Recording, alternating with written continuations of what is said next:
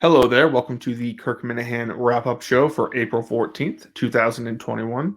Today's show was called Go Fly a Kite, in which Kirk responds to honestly, a low blow from Frank the Tank, where he said on the Dozens trivia that Frank and the Frankettes in Team Yak should be both the number one and the number two seed in the tournament. And frankly, Kirk should go fly a kite, which honestly, it was just too far. So Kirk responded to that.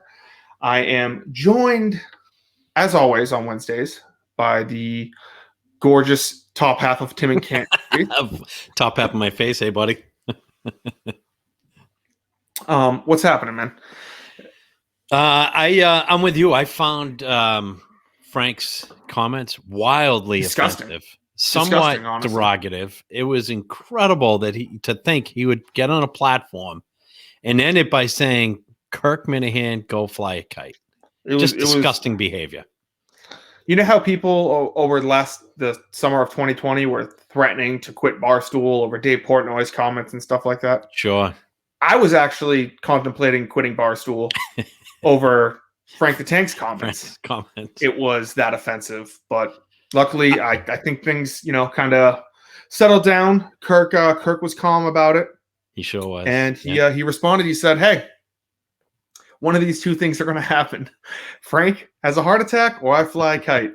And he ain't flying I ain't flying no kite. So, but that team is known as Frank and the Frankettes. And if you watch the team, you'll know Frank is in command. He doesn't take shit from anybody. So, yes, they are there to do his bidding, and he's not to be trifled with.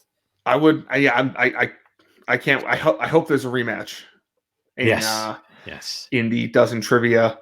I just hope it's one that my kids can watch and not worry about the language from. Jesus Christ! I hope it's one that I can sleep afterwards. With him throwing at the face of Kirk like that. It was pretty fucked up. But Justin, you've watched just about if not every Dozen trivia. I have. So you would say that's pretty harsh language for Frank, right? All kidding aside, he does not enter a debate lightly, right? No. I mean, that was pretty much his way of saying Kirk can go fuck himself. Without saying Kirk can go fuck himself. That's the way Kirk took it too. That was great.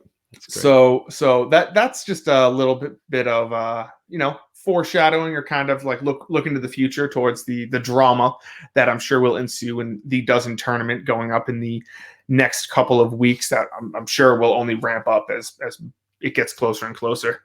But there were a couple things taken away from. They kind of jumped out. There was a bunch of topics that they hit on really quick. I know they talked about the death of Bernie Madoff, who, or as Steve calls him, Madoff. Yeah, Madoff. The only one in the world that calls him Madoff, but it's Madoff. Yes. I just clipped a promo for that, and I found that very funny. So I'm not too familiar with him. I know that he had a Ponzi scheme, and he stole millions of dollars from a lot of rich people, and he ended up in jail. And that's kind of all. He was kind of just a punchline to me. I was very young when all this shit went down with him. So I don't know if you have anything to say. I think Kirk's. He was in the news quite a bit when this first went down, and yes, it is predominantly because of those that were impacted. He had some incredibly high-profile people that invested with him. Like Kirk had said, I'm with him. Everybody, no matter how much money you think you have or you think you don't have, you should have a financial advisor. It doesn't matter how small a nest egg you have. Someone's got to be there to advise you on that if you're not in that field. And I have blind Mike. I don't know if that's as much as an advisor as much as a soothsayer or something. But like Kirk was saying, it caught up a lot of very famous, very rich people who have their own financial advisors and still chose to go with this guy, even though people were questioning him, like he had mentioned. There were other people who questioned this guy too. It was to the point where they literally, the Ponzi scheme was so elaborate. They had high rent offices where they would create fake invoices every month. I mean, they did it. They did it to the point where it looked legit. You would get your invoice. It would say what was invested in. None of it was invested. It was all just bringing more people in and then basically using their money instead of Yeah, investing to it. pay They out keep people it. who wanted to Yeah, get out at a certain exactly. time. But then when everyone wanted to, take out their money at the It same was time, huge news. It bankrupted a lot of famous, a lot of rich people. I don't know how many smaller fish it caught up. They did definitely focus on the rich people, the big name people. I know that it's hard to fathom that people didn't know what was going on, but anybody that's in a marriage or in a relationship, I shouldn't say just a marriage, anybody that's in a relationship knows there are things that people don't tell their significant other. And it's shocking to think, how could they not know?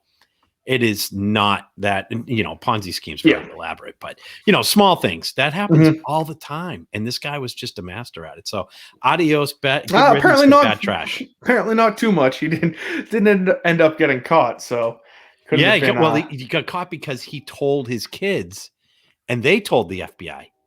He wasn't caught because really? they were getting close to him. There was that one guy. It's incredibly interesting story. Like Kirk had said, he's read a lot of books and listened to the case podcasts season 2. Yeah, that is Bernie Madoff, Uganda. Did he kill himself, or how did he really die? Apparently, his kids are dead too. Natural causes. Someone killed him and he stopped living. Very natural. Yeah, that's the way it happens. Very strange how these things work out. So yeah, I mean that's what I have to say about Bernie Madoff. I really don't have any. Forrest Gump. That's all you get to say about that. That's all I have to say about that. He's dead.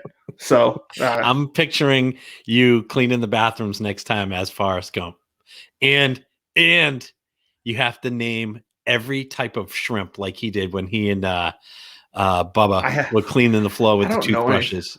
I know the shrimp gumbo, the shrimp on the grill, there's fried shrimp, there's deep fried shrimp, there's sauteed shrimp. That's it about that. I could see you doing that for about 2 hours while you clean the bathroom. Lieutenant Mike, you don't have any eyes. You ain't got no eyes. You ain't got no eyes. So another big part of today, which I think pertains more to the Miniverse world, that they talked about it for a little bit, but it sounds like Madawaska 2021 is kind of up in the air right now. Yeah, very shocking news. My heart fluttered a little bit because I'm looking forward. Well, you just up there. I was just up there. It's beautiful up there. It's about 6 weeks away now. I believe he said the original date was going to be June 5th. Yep. The first weekend of June. Yep. Does not sound like Steve wants to go up there. Sounds like Lakeview, now whatever the fuck they changed. I forget what they changed their name to. The Long Lake Motor Lodge. That sounds just like white trash to me. I don't know. It sounds like a place you stop and you get like a shitty burger. But it's hot dog with pubes on it. Yeah, it really is a beautiful restaurant. I don't know why they changed it to the Motor Lodge Inn or whatever the fuck that is. But yeah, it sounds like Madawaska maybe. Steve had very valid points. One, he doesn't have an issue with going to Madawaska. He said he would like to go back, especially this time of year. But COVID restrictions are really going to hamper what they want to accomplish, which makes great sense. Like you said, most of the lodging is over the bridge. A lot of the stuff that you do apparently up there is over the bridge, and you just can't go between the U.S. and Canada. And apparently there isn't a lot of lodging because there's a bunch of construction going on, and so they've rented out a lot of those rooms. So people, he had very, very valid points. But I know Travis is going to be bummed out. I'm bummed out. I'd love to get up there. It's not official yet. It's not official yet. So hopefully, but it's not looking good. It's not looking great, but hopefully, Kirk and Steve, they, Do you think the bigger issue is because you're having the Kowloon kickoff, and that is taken away from all the other events like the Wilbur, Saco? A couple people told me they'd love to go up to Madawaska, but since they're going to the Kowloon, they can only spend so much time on the Kirk. No, I don't think that has anything to do with it. Or if you are debating, please, for the love of God, go to Madawaska over the Kowloon. Jared Carrabis cheer up event. Kowloon kickoff with Carrabis. We're going to cheer up Jared Carrabis. Seems like he's been down, and we're going to kick off. I don't know if that's possible. Don't know if that's possible. We're going to try. Great segue, buddy. We're going to try. But so let's talk about it. Jared Carrabis. I don't know. I didn't see anything on Twitter, but one of the first things Kirk said when he came in is like, Jared's in for it on Friday. I believe he said it, right? I'm like, what happened? What did I miss? I believe he said, it's going to be Jared's Reckoning on Friday. Correct. And if you remember, the show after Madawaska was called Blind Mike's Reckoning. Correct. Which was, the entire show. I really wouldn't even say that. Well, that was different because I think Kirk was legitimately thinking about firing Mike. And that was a Kirk great show. Great show. Very real. Very raw. It was very real, and it wasn't. Kirk wasn't screaming. He wasn't yelling. He was legitimately just very like, temperate. I don't know. So I think this might be a different kind of reckoning. I don't think there's going to be a lot of screaming and yelling. I think there's going to be more of like what are you doing here? Fuck. Apparently there was a phone call or a FaceTime with Ryan Whitney. Yeah. So have you seen the tweets? Yeah. Yes. My note is that Jared called Whitney about making fun of him, and it's to be addressed on Friday. And then I saw a tweet from Whitney saying, I don't know what this is about. It was FaceTime, something like that. But it sounds like he FaceTimed him, and he had like a Whitney blank to stare. say, can you stop making fun of me? Which I love Karavis. I love him. I love Jared too. And I think Kirk today was talking about how he's like, it doesn't matter if he made $300 million. We all bust each other's balls. So I don't know if Jared called him and possibly said like, hey, this might have like, you make a lot more money than me. I'm not trying to laugh at Jared. I know what you're saying. I know. I'm really not, but because I'm just looking forward to Friday show. God, I wish. Right. This is one of the days I just wish I could just knock myself out, wake up Friday morning, and the whole scenario is outstanding. I'm with you. I feel bad for Jared. He's got anxiety, like it says. It sounds like he's been going through a tough time. But the scenario is great. I feel for that, but don't you think there's a point, Justin, at which Jared is going to be able to look back and go, "Oh my god"? I think so. I hope so. He mentioned on the show just the other day on Friday that he didn't like how Whitney had made fun of him, and Whitney's a millionaire, and it wasn't cool. Blah blah blah. Yes. That started it, and Kirk's like, "What the hell are you talking about?" And then he did the thing no guy should do. You never ever give in, and by calling Whitney and saying, "Hey, can you knock it off?" Oh, you got to ignore. You got to ignore. Well, I wouldn't mind. It's only going to be worse. I wouldn't mind if he called them and was like, "Okay, like, hey, I just want to make sure this isn't a legitimate gripe or anything." Yeah, or Jared called Whitney. Yeah. Or Jared called Whitney and said, "Hey, you get some it's all mileage part out of the joke. That's fine." Yeah, but you can't call and ask, especially when it's something. So when you look at it, the grand picture of things, it's over something so stupid. It's I'm personally looking forward to somebody like Gig doing a reenactment and posting something, whether it's an animation or something like that. It's just, I can't wait to hear it. I can't wait to hear the reckoning. Jared's going to be anxious just because he listens to the pod.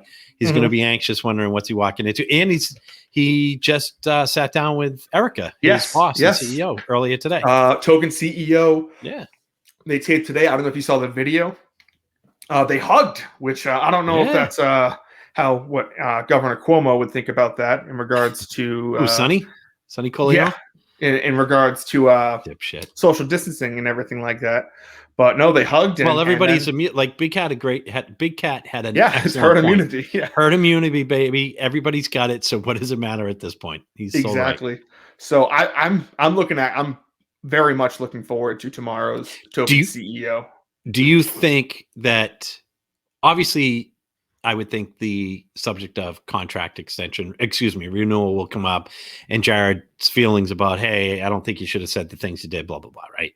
But do you think that Jared will inadvertently or accidentally, that he'll give in to something that has to do with the contract? Well, I don't think Erica is by any means, doesn't seem like she is a snake at all. It seems like she's very forthcoming and she wants it back. But, he might mention something in there about, well, I'd be willing to take a pay cut to come back, but extend the years from 3 to 4. Those are things. She's a business person. She's looking at us. All right, we can do that. Where Kirk should be this. Jared, zip it. See, I don't think they're going to talk contract at all. I don't know how it doesn't come up. I don't know how. I just don't think they'll talk contract at all. I think what they're going to talk about is, oh, there was that misunderstanding when Kirk was Yep. on, and you know how Kirk is. They're both kind of I bet you they both kind of shift the blame towards Kirk. He Sure, becomes that's the an easy one. scapegoat. Yeah, But I mean, I don't see how he's they an easy don't. guy. I don't see how they have that. I totally agree on that, but I don't see how they have that discussion without saying, "Well, are we going to lock this up?" I don't At think least saying, are we going to get this done? And then Jared's easy out is to say, "Yeah, talk to Kirk." I think they're going to. I think the most they'll get into it is they will say, so, are you still interested in coming back to Barstool? And Jared's going to be like, That's of course. contract. Jared, but it's going to Justin, be that's very contract light. talk. It's going to be very, very light. They're not going to get into Because details. that's contract talk. Because I don't think Jared's going to talk about. it. I don't think Jared's going to talk about what he's willing to take, if he's willing to take more or less. No, those are details, but that's contract discussion. So, I can't wait to hear that either. That's going to be. It's going to be so good for Friday with Jared. I'm very excited. We're getting. It feels like these past couple of weeks we've just been getting like nonstop Minahan content, KMS content. So whether it be the show, the case, Token CEO, the Dave Portnoy show, it just seems like all these shows are just having to do with the Kirk Minahan universe, and I'm loving it. I think Monday may have been potentially the most notes I've taken yet on a show.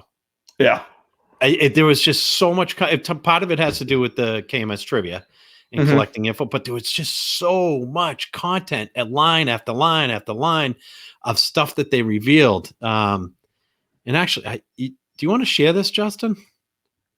Just to see what people can see what exactly I note that Kirk is talking about. Can I share this real quick? Sure. All right. Let's see. Come on.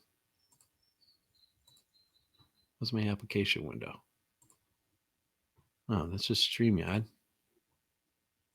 Oh, Word isn't coming up. I have it in Word. Oh.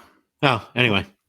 Well, what can you do? I can figure it out later. I've got maybe at next least 4 pages in a Word doc with notes from just Monday's show. Yeah, that's a lot. It's been crazy. But you know what else is crazy? The idea of just getting rid of all police officers and just letting everyone out of prison because the system is not perfect.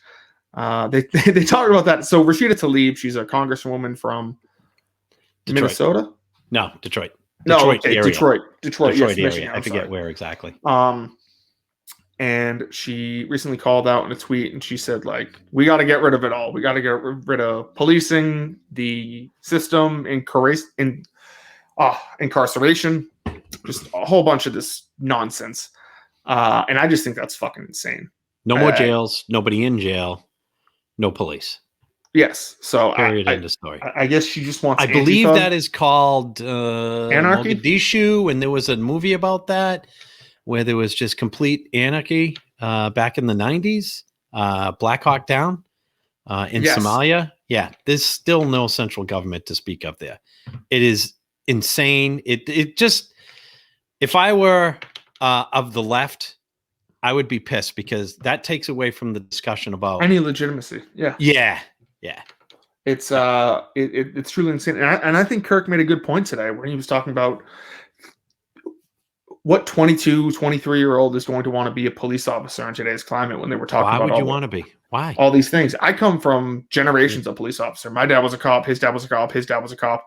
And I like to talk about poo-poo and pee-pee on a wrap-up show for podcasting. I could never be a cop. I do see a lot more people. I do think more and more people are going away from more and more of the good people are going away from wanting to be in policing, and you get more of the radicalized people who say, okay, well, if this is what they are and this is what I am, this is what I want to do. So it's just a terrible situation. And Kirk's right. If this dude gets found not guilty, the riots are going to be insane. It'll put Rodney King to shame. I was going to college when was that the OJ verdict? No, the Rodney King riots happened. And I remember I lived in Dorchester and I had to take the T home. I was fucking petrified. There was no Uber, no cabs were running. I was at school and I had to get from UMass Boston to my neighborhood in Dorchester, and I was scared shitless because I stuck out like a sore thumb on my commute home. And it's going to be way worse than that. It's going to They be were terrible. telling people don't even go out. If you don't have to travel, don't travel on public transportation because of what was happening. And that was just LA. This is going to be everywhere. And based on some of the stuff that's happening with the case, they did ask for it to be dismissed today. I just see these things on Twitter. The ME or somebody is saying the George Floyd died from an OD or a heart attack that was caused by drug use. So not directly a result of what Chauvin did. And if, it's not a matter of, do you think that this was the cause that he died? It's, you have to answer questions about, well, did it lead to this and X, Y, and Z? It's going to be scary. Yeah. Scary. Like I said, I don't know much about the case. I try not to look into those things too much. It just makes me upset. You mean the case or this case? The case. This case. I know everything. Good boy. In regards to the Chauvin and George Floyd case, all I know is that I'm happy I don't live in a city because it just doesn't look great. I will say this. Last year when there were a lot of riots happening, Boston was pretty well under control. There wasn't a ton of, not compared to other places, there wasn't a ton of violence that occurred in Boston. Even in New York City, you saw people smashing windows. There were a few nights where there was where the police had to be called out, but for the most part, it didn't even compare. Sorry, boy. Well, I think yeah. No, I think I do think. Did I interrupt you 14 hours? Sorry, buddy. Oh, dude, my 14 hours. I'm fucking taking a hit after hit. Does the longer amount of daylight affect your sleep cycle now? Oh, it's terrible. What are you down to, like terrible. 11 hours? No, I'm down to like 12 and a half. It sucks, and I got to make that up somehow. And I mean, it's just trying to make it up in between sentences here. But no, yeah, I'm just happy I just don't live in a city when it goes to that, and I'm sure Kirk thinks the same way. I know he said that before. He's like, just so many people are just getting the fuck out because of these things. So speaking of the way Kirk was thinking, you brought this up before the show. Yes, I want to ask you wanted to mention. I want to ask you, Tim. Yes, sir. Would you rather? Let's play a little game of Would You Rather here. I love those type of games. Would you rather? You have children, correct? I do. Would you rather them grow up to be successful, happy, have a family, live a normal life? I'm sure they have some ups, they have some downs, but they have a normal job where they're not too stressed. Perhaps they're like a carpenter or they're a dentist or something like that. Or would you rather them be a famous journalist who half the country hates? You are bringing down the likes of Howard Stern. Oh, and by the way, they also want to blow their brains out every other week. They contemplate this, and they've been hospitalized multiple times. Think about that. A or B? That was an odd one. Now I could see if the guy, right, and even Kirk was like, "What are you talking about? Why would I ever want this health issue for my own kids?" I saw where he was going until he brought the depression into it. I thought it was going to be, would you rather you're like Harry, just like have a normal 9 to 5, live a happy life, or would you rather him be kind of in more of the spotlight like yourself? Yeah. That you can at least have a debate, have a conversation about. But then as soon as he said, but Harry gets the same depression that you have, 100%, Kirk's like, that's not even a fucking question. I don't even have kids. I don't even have kids. And I'm thinking to myself, who the fuck would wish? I know, like, I deal with mental health issues. Yeah. And I've thought multiple times, like, why would I want to have offspring if they're just going to get the same diseases I have? I don't even have kids, and I'm thinking this. And this guy thinks Kirk is just going to be like, yeah, I mean, so Harry gets best in class with then. Depression issues or live a happy life. Yeah, it's a twist I could see, and this isn't necessarily for Kirk, but what if it meant that that person would have some issues, but they cured cancer? I still I know. For my own kids, selfishly, I'd say no. I wouldn't wouldn't wish it on him. As much as I've had cancer involved in my life with family and friends that have died, I still wouldn't wish that on my kids. Yeah. But man, Yeah. but Well, that was it really wasn't crazy much call. of a would you rather either. Yes, the reason why I think it might be one of the craziest calls in KMS history is because it wasn't a joke. Like, he wasn't calling in as, you know, drunk mutt and was like, hey, I got one for you. Hey, Mutt was never drunk. Yeah, that was the microphone. What I hear all the time is that, like, Mutt has, like, I never listened to him. He has like 25 DUIs. He's had like multiple hit and runs. So all that fun stuff. But like, this wasn't even a joke. This was just some guy being like, hey, yeah, would you like your mental illness that has hospitalized you and has caused you to think about killing your life? Family great pains. Would you like to pass that on to your son? It's like, what the fuck? And like, I was legitimately upset. Yeah, I can tell you're very thinking about that. It's fixated on this. Yes, yeah. It's just I don't know. I just think it was one of the craziest calls. How about this? It's just to talk about calls. The guy who called from Dublin, Ohio, and said he had been to Murfield Village, and first thing Kirk says, "Yep, was there Memorial Tournament 2004? Has a long par 4." Yep, unbelievable. His recall is just. It's and crazy. he mentioned Shaker Hills. I used to play Shaker Hills a lot with my old my former boss and some friends who used to go there all the time. Great course. Only thing I can remember about Shaker Hills, I suck at golf, but the only thing I can remember is it was right off the highway. Yep. Kirk's like, oh yeah, it has a, down the left-hand side on number 16.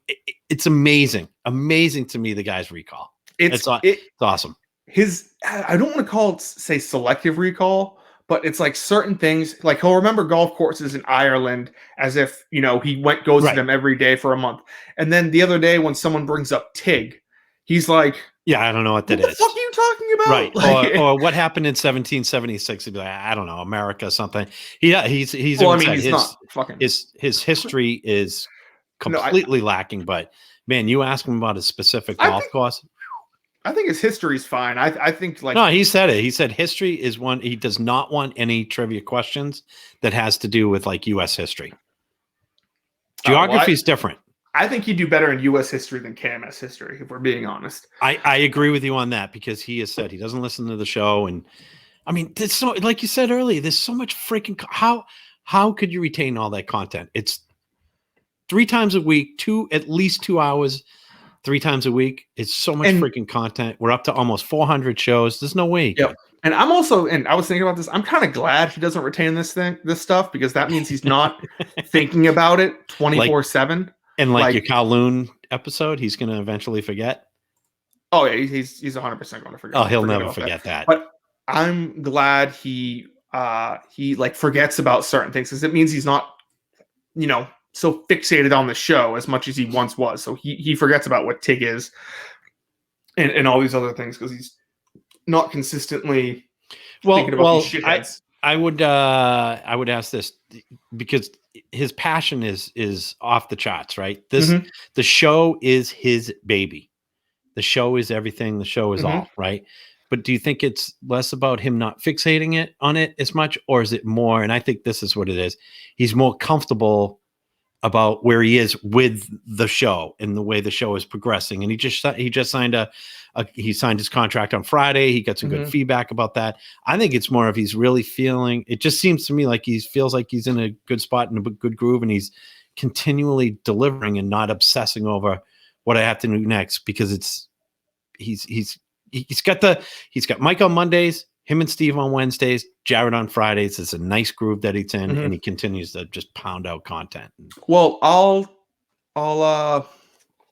get back at you with this. So yes, the Kirk Minahan show is his baby, but also the Kirk Minahan show recently has a newborn sibling. So he's also spending a lot of time, with the case, and I think that takes away some of the stress, that I mean, it's so funny. It's like if you were to just put like two sheets of paper down describing the show, and it's like, well, one is one where he goes after shitty journalism and he makes prank phone calls and parody songs. And the other, oh yeah, there's this missing girl from 1989 who maybe she was chopped up and buried somewhere in Brockton under a pool, and now there's another missing girl. And there's all these missing girls, and meth dealers are involved. Which one do you think is going to bring you more? Yeah.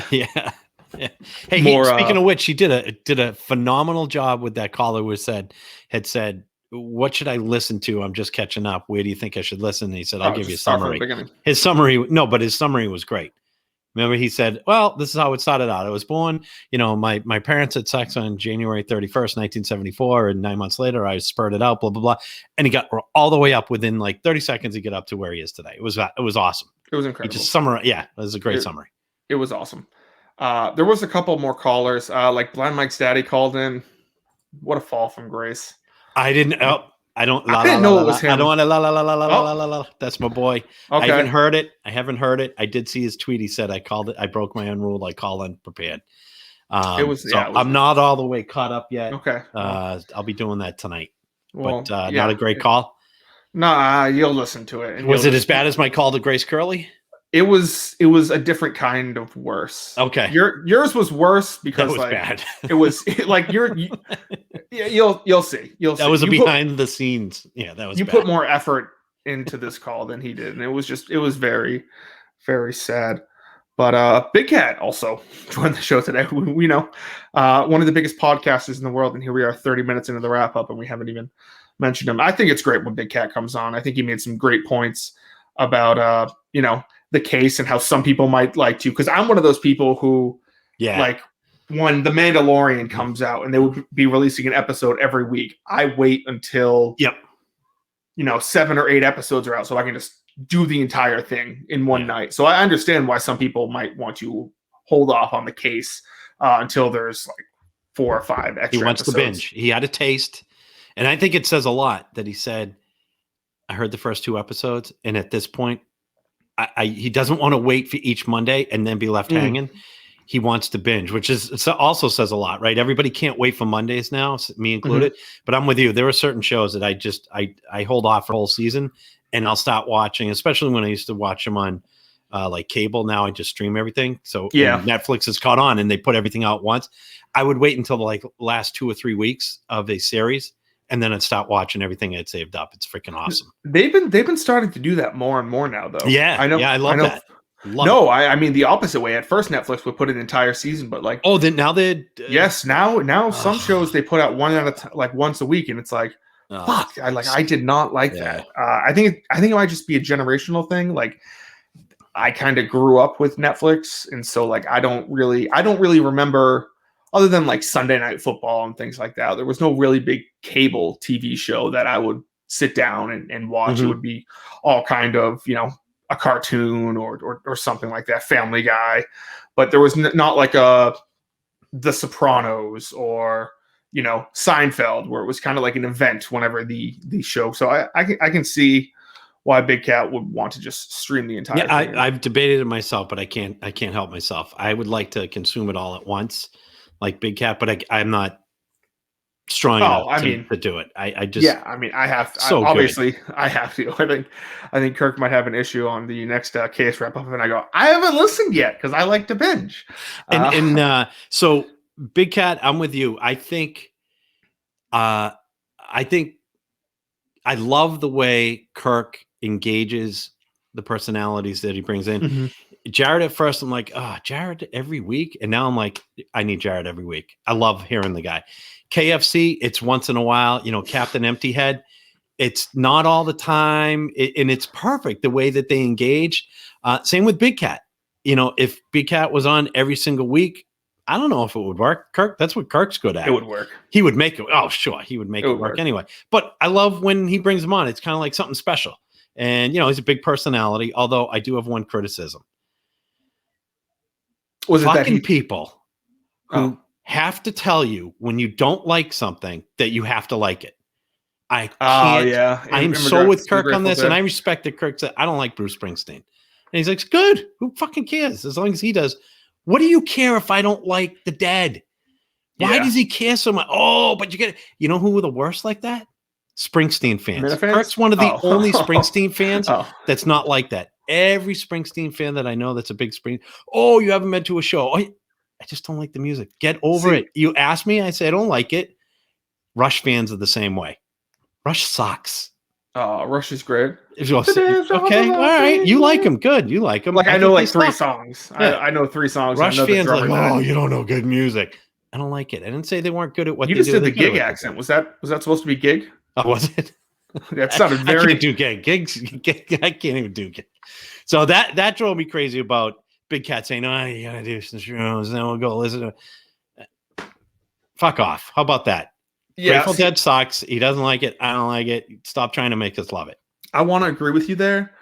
I completely agree in the sense of music. There are very certain things where I'll be like, you have to give it another chance. If there's something I'm really into, like it's just a thing. Like if I'm talking to someone and they mention Barstool Sports, I will continue talking about the Kirk Minahan show for the next hour until they promise me they're going to. That's different. That's to the Gina episode. You're not telling them you have to. These people say you have to. It's music. Oh, I'm telling them they have to. It's music is food for the ears. If you like it, you like it. If you don't, maybe some stuff does take a while. But the people who say you got to do this, my contention is always if you have to work that hard to get me to like it, what's the point? Like if you said, "Hey, check it out, you might like it. It sounds good." Yeah, something could grow on you. But when it's you have to do this, then you have to listen to it with one earphone on, one earphone off, and then you have to listen to X number of decibels. You lost me. I'm with Kirk.